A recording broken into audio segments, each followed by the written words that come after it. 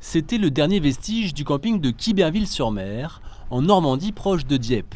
Un camping déconstruit pour des raisons de sécurité. Il est dans une zone vulnérable, donc il est à la fois en zone inondable et il est exposé au phénomène de submersion en cas de tempête par la mer. En effet, il se situait entre la Sanne, un fleuve côtier, et la mer, juste derrière une digue.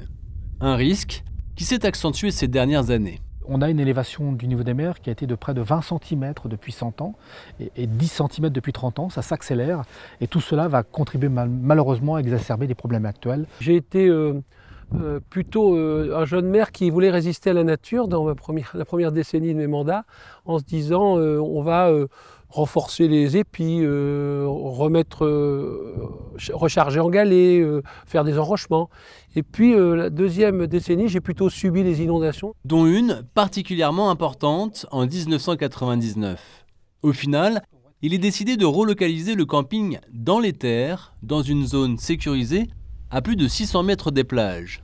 On a mis plusieurs années pour trouver des solutions financières, des solutions aussi des acquisitions foncières, parce que ça nécessite de trouver le terrain adapté, de modifier le PLU, c'est-à-dire le plan local d'urbanisme, et puis après de trouver des financements.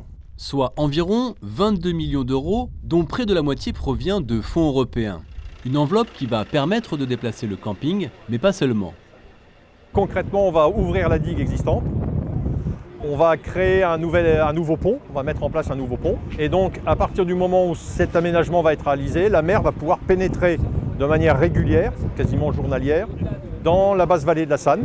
Et on aura donc une configuration, un fonctionnement biologique, écologique, hydraulique qui se rapprochera d'un petit estuaire.